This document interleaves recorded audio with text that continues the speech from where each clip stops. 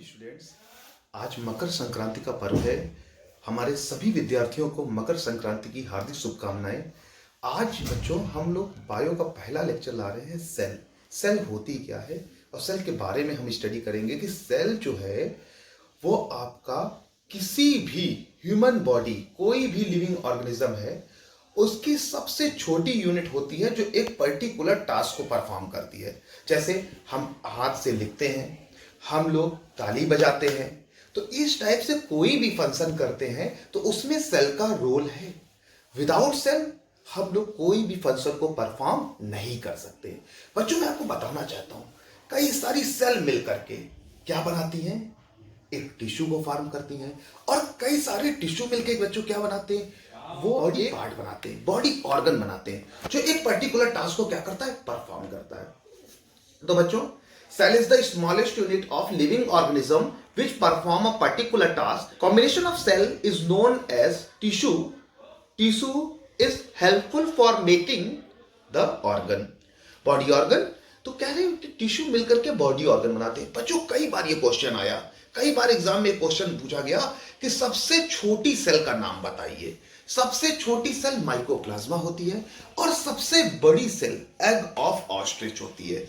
Egg of ostrich को सबसे बड़ी सेल के रूप में जाना जाता है। जो आपको बताना चाहेंगे कि जो सेल की खोज किसने की, रॉबर्ट हुक ने की।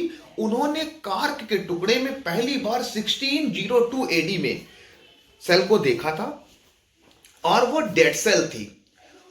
उसके बाद ल्यूवेनहॉक एक साइंटिस्ट आए जिन्होंने लिविंग सेल पे पहले स्टडी की और लिविंग सेल के बारे में बताया कि जितनी भी लिविंग ऑर्गेनिजम्स हैं उनमें एक लिविंग सेल पाई जाती है। बच्चों मैं आपको बताना चाहूंगा कि जो सेल है वो भी कई छोटे छोटे पार्ट से मिलकर के बनती है। आप प्लांट सेल होती है, एनिमल सेल होती है। तो बच्चों आपको बताएं, कई बार एग्जाम में पूछा गया what's the basic difference between unicellular and multicellular organism. Unicellular का मतलब एक कोशिकीय, एक कोशिकीय मतलब अमीबा, पैरामीशियम, यूग्लिना, ये एक कोशिकीय है जिसमें सिंगल सेल है।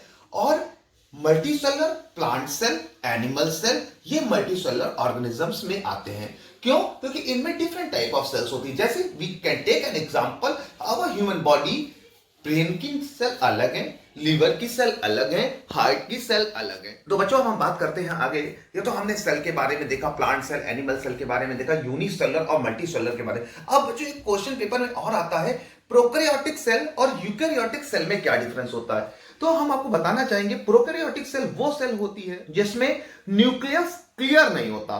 बच्चों मैं बार बार कह रहा हूं आपसे, न्यूक्लियस होता है but we can't represent the position of the nucleus. हम लोग न्यूक्लियस की पोजीशन को रिप्रेजेंट नहीं कर सकते क्योंकि डाउट में होता है।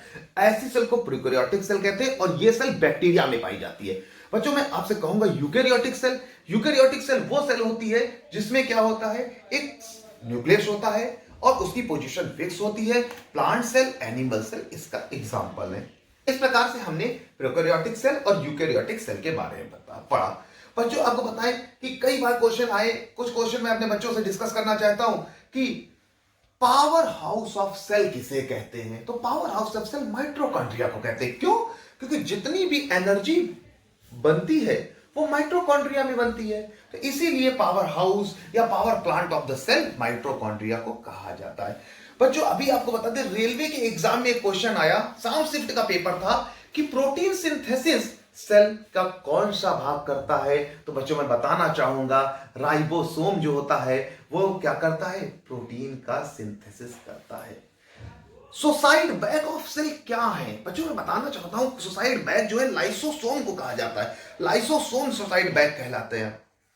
इस प्रकार से कई सारे क्वेश्चन जो बनते हैं सेल पे, वो हम सारे क्वेश्चन डिस्कस करेंगे।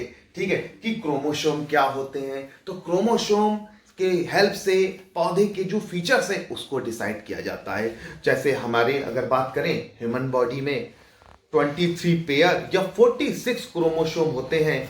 तो वो क्या होते हैं, जो न्यूली बॉर्न बेबी होता है उसके फीचर्स को डिसाइड किया जाता है। बच्चों हमारी सेल के अंदर जो लिविंग मैटर होता है उसको प्रोटोप्लाज्म कहा जाता है, और इन सबके फंक्शनिंग जो है उसको कंट्रोल और रेगुलेट कौन करता है, तो वो न्यूक्लियस करता है।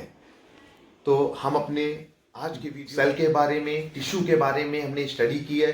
अपने आगे की वीडियो में हम इसी प्रकार से छोटे छोटे टॉपिक के माध्यम से अपने बच्चों के लिए अच्छे वीडियो लाते रहेंगे, जिससे क्या होगा कि हमारे बच्चों का कोरोना पीरियड में भी नॉलेज बढ़ती रहे। आप हमारे चैनल लेट्स क्रैक इट को लाइक करें, शेयर करें, सब्सक्राइब करें। नीचे सब्सक्राइब का बटन दिया है, उसे प्रेस कर दें बच्चों, जिससे आप ज़्यादा से ज़्यादा वीडियो हमारे पा सकें। Thank you class.